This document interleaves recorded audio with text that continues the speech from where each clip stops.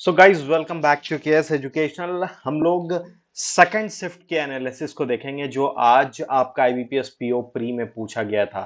तो आपको पता होगा कि सेकंड शिफ्ट भी बिल्कुल सिमिलर आपके फर्स्ट शिफ्ट की तरह ही था। तो क्या आपका सेफ अटेम्प्ट होना चाहिए, टोटल नंबर ऑफ अटेम्प्ट आपका क्या रहा इस शिफ्ट में, और अगर आपने सब्जेक्ट वाइज अटेम्प्ट लिया है तो उसका 1 to 1 एनालिसिस करेंगे कि क्या आपका क्वेश्चन पूछा गया था। देखिए सेकंड शिफ्ट में सबसे पहले बात करेंगे रीजनिंग पे ही, as this is my favourite topic. इसमें सबसे पहले पजल सेक्शन पे बात करते हैं कि पजल में क्या क्या पूछा गया था। देखिए पजल में एक पूछा गया जो कि मंथ डेट बेस्ड पजल था, मंथ और डेट बेस्ड पजल था।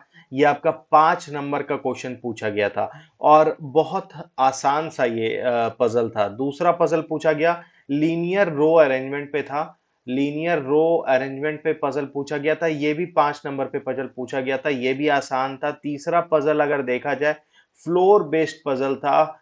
सिंगल अटेम्प्ट में ये फ्लोर बेस्ड पजल आप बना सकते थे, फ्लोर बेस्ड पजल। ये भी आपका लगभग 4 या 5 नंबर का क्वेश्चन पूछा गया था। और एक कंपैरिजन बेस्ड पजल था जो कि ज्यादा नहीं बल्कि 3 या 4 मार्क्स का पूछा गया था, कंपैरिजन बेस्ड पजल। और इसके बाद एक पजल मिला था बॉक्स पजल जिसमें टोटल 9 बॉक्स था। ठीक है, तो 9 बॉक्स का एक पजल पूछा गया था। इसी के साथ साथ अगर अच्छा, ये जो 9 बॉक्स पे इस पजल था इसमें दो सिनेरियो बन रहा था और ये दोनों ही सिनेरियो लेकर के आप आगे बढ़ते तो फिर बहुत इजीली बन जाता। इसमें इनइक्वालिटी का क्वेश्चन आपको देखने को मिला। इनइक्वालिटी लगभग 3 मार्क का आपका क्वेश्चन था।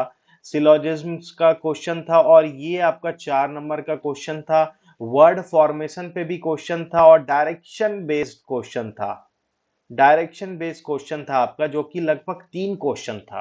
ठीक है, तो ये कुछ सवाल आपका रहा रीजनिंग में। अगर बात करें इसके क्वांट पे, तो क्वांट का टॉपिक आपको पता होगा कि आज थोड़ा सा ऐसा टॉपिक था जो कि आपको हंसाएगा नहीं बल्कि आपको दुखी करेगा। और उसका रीजन ये था कि काफी लेंदी पेपर पूछा जा रहा है क्वांट में। लेकिन ये लेंदी अगर है तो सभी के लिए है। इसमें देखिए क्या क्या पूछा गया। पहला चीज कि बार ग्राफ इंटरप्रिटेशन आपका पूछा गया, बार ग्राफ से रिलेटेड, और ये आपका 6 नंबर का क्वेश्चन था। इसी में दूसरा जो दिया गया वो टेबुलर डाटा डीआई दिया गया, टेबुलर डाटा इंटरप्रिटेशन दिया गया, ये भी 6 नंबर का क्वेश्चन था। अप्रोक्सीमेशन इस बार आया आपका, अप्रोक्सीमेशन आपका 5 नंबर का क्वेश्चन था। और मिसिंग नंबर, तो जो स्कोरिंग सेक्शन था वो यही था, मिसिंग नंबर। और अरिथमेटिक प्रॉब्लम भी आपका इसमें पूछा गया। अरिथमेटिक प्रॉब्लम लगभग 10 नंबर का पूछा गया। तो ऑन एन एवरेज आपका जो क्वेश्चन था वो लगभग लेंदी ही था, लेकिन फिर भी आप 20 अटेम्प्ट लेकर चल सकते हैं कि 20 आपका अटेम्प्ट हो सकता था। और अगर इंग्लिश पे बात करें तो इंग्लिश बहुत ज्यादा तो टफ नहीं देखने को मिला, लेकिन फिर भी आपका लगभग 17 to 20 का अटेम्प्ट इंग्लिश में लगभग स्टूडेंट ने लिया है। डबल फिलर से क्वेश्चन था और सेंटेंस करेक्शन पे था। सेंटेंस करेक्शन पे क्वेश्चन आपका 3 नंबर का पूछा गया था।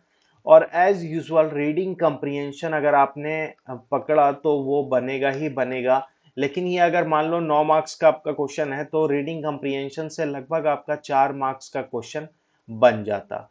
ठीक है, तो ये आपका क्वेश्चन देखने को मिला। फिर फ्रेज रिप्लेसमेंट से आपका क्वेश्चन था। फ्रेज रिप्लेसमेंट से लगभग 4 क्वेश्चन आपका पूछा गया और एक क्वेश्चन पारा जंबल से था। और पारा जंबल में टोटल 5 नंबर का क्वेश्चन आपको पूछा गया था। तो ये था सिनॉप्सिस जो कि सको के साथ है। आप इसके बाद जो शिफ्ट है उसमें अगर अपियर हो रहे हैं then good luck my dear friends, और आपका भी अटेम्प्ट लगभग 70 तक हो, यही मैं उम्मीद करता हूं।